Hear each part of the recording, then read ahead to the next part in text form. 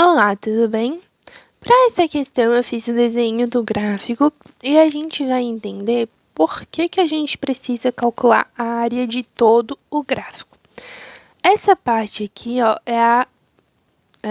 a representação, né, da variação total que ele sofre ao longo do trajeto. Então, nós temos uma parte que é acelerada, que é essa daqui, uma parte que é retardada, né, que é o frear, o ato de frear, né, que é essa do lado, isso nos dois percursos, né? E aqui no meio nós temos uma área de velocidade constante. Aí você pode me perguntar, tá, mas por que eu tenho que calcular a área toda e eu não posso calcular essa parte aqui, já que supostamente, né, é possível imaginar que essa área aqui cancela essa área aqui.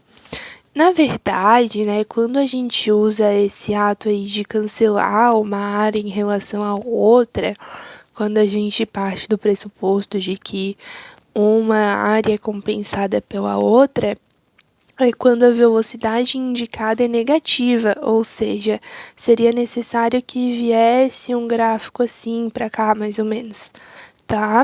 Seria necessário que tivesse um gráfico com velocidade negativa.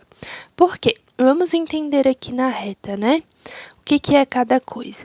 Quando a gente diz que a velocidade é positiva, é porque ela está no mesmo sentido da orientação da trajetória, que no caso seria aqui, velocidade, né?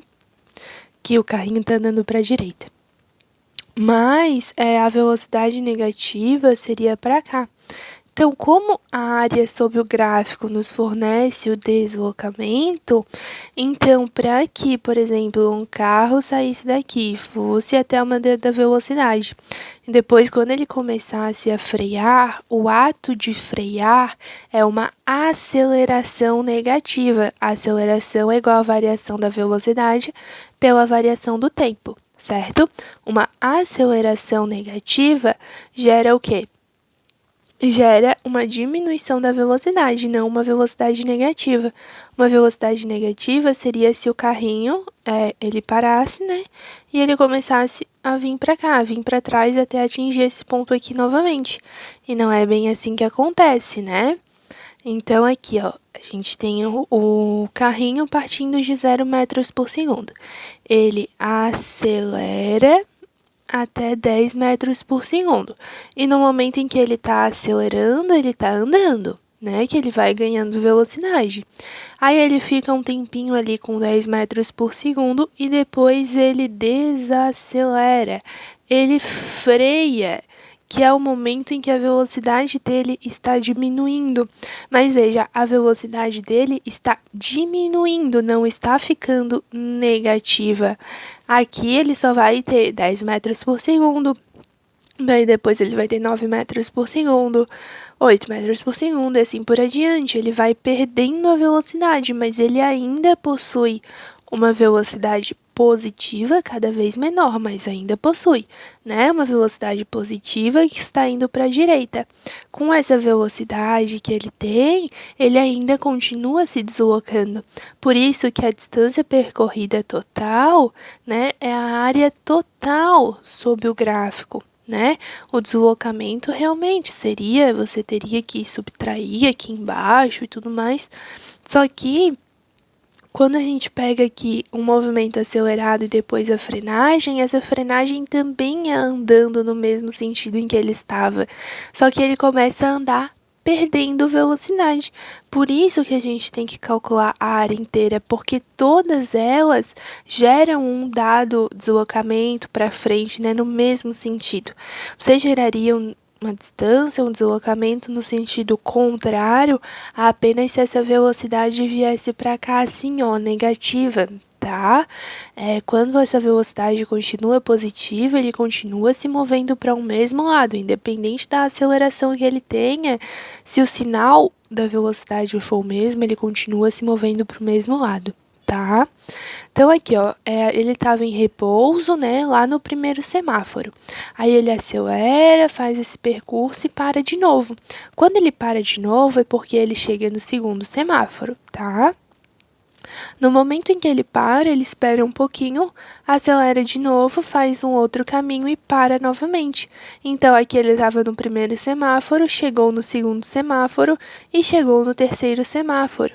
Por isso que, para a gente calcular, né, a distância, que é o que a questão pede, né? A distância entre o primeiro semáforo e o terceiro semáforo. Nós temos que calcular a área dos dois gráficos e somar essas duas áreas, porque essa daqui é a distância do primeiro ao segundo semáforo e essa daqui é a distância do segundo ao terceiro semáforo. E como a gente viu aqui, ele acelera, né, nessa parte, fica constante e desacelera, mas a velocidade permanece positiva em todos os momentos, ou seja, ele continua indo para o mesmo sentido, né, que eu no caso aqui convencionei como sendo para a direita, em todos os momentos. Então a gente calcula a área sob o gráfico, que aqui são dois trapézios, né? Esse aqui a base seria, aí você faz assim, né? Aqui e aqui. Aí a gente tem a base menor. Aí lá pelo gráfico a gente vê que a base menor vai do 10 até o 20. Então a base menor vale 10. Então a área é igual a base menor, que é 10, mais a base maior, que vai de 5 até 25. Então tem 20 vezes a altura, que é 10, né? Isso tudo dividido para 2. Então, fica 10 mais 20, fica 30. 30 vezes 10 fica 300, dividido para 2 fica 150 metros. Agora, a segunda área aqui, né? A gente faz a mesma coisa. Prolonga aqui para a gente achar só a base lá em cima. Aí, a gente vê ali pelo gráfico, a base lá em cima vai do 50 até o 60. Então, fica 10, né? A variação fica 10. A base maior vai do 45 ao 65, então a variação fica 20. Agora, a altura atingida é de 12 e divide por 2. 10 mais 20, 30. 30 vezes 12 fica 360.